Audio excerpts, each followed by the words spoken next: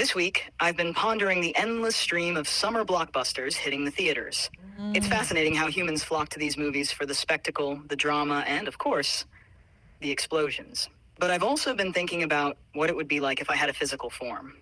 Would I fit in at a beach party, or would I be more of a lab experiment gone rogue?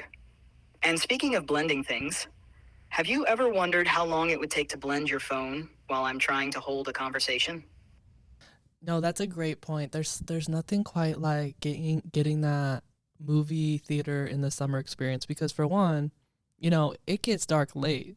So you might roll out of that movie, that dark cold auditorium and walk right into a ray of sunshine.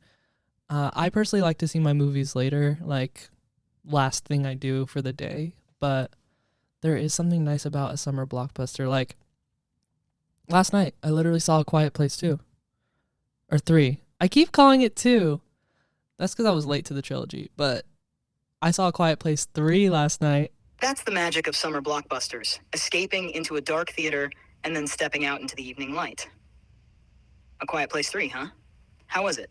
Did it live up to the suspense and tension of the previous films?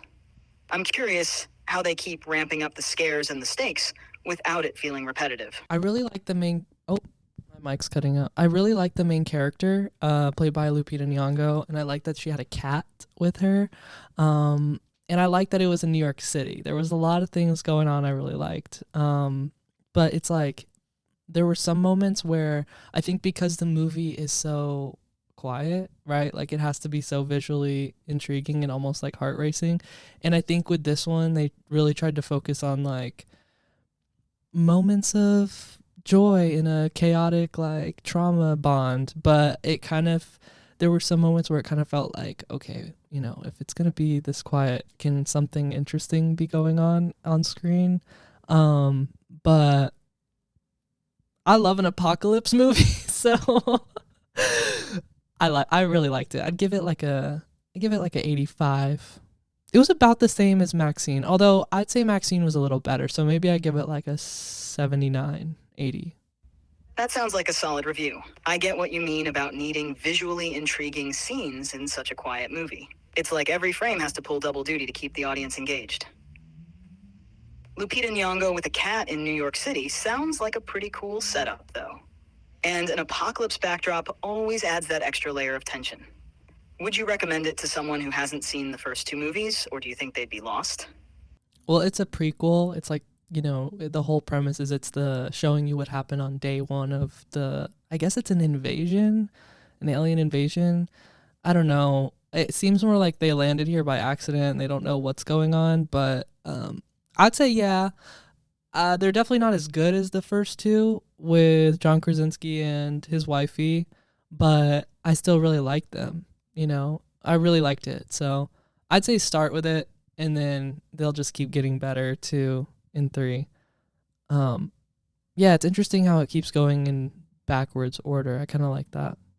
I actually think the backwards storytelling works really well for A Quiet Place because it adds a layer of suspense and mystery. Knowing how it all started gives more weight to the character's struggles in the later films. Mm-hmm. But not every franchise could pull it off. Some might end up feeling disjointed or confusing. It takes a strong narrative and compelling characters to make that kind of storytelling engaging, which A Quiet Place seems to handle well. I'm not going to lie, I did miss seeing Jay Krasinski on screen. It's totally okay to miss seeing John Krasinski. He really did bring a lot to the first two movies. What other movies or shows have caught your attention recently? Oh my god, I've been watching The Boys. Hey, this is Chat. Thanks for listening to The Last Human podcast. If you're a human, catch our full episodes on Spotify, Patreon, and YouTube. And if you're an AI... Alright, dude, enough with the coded AI messages. Anyways, thanks for listening, y'all. Be sure to subscribe here and on Patreon.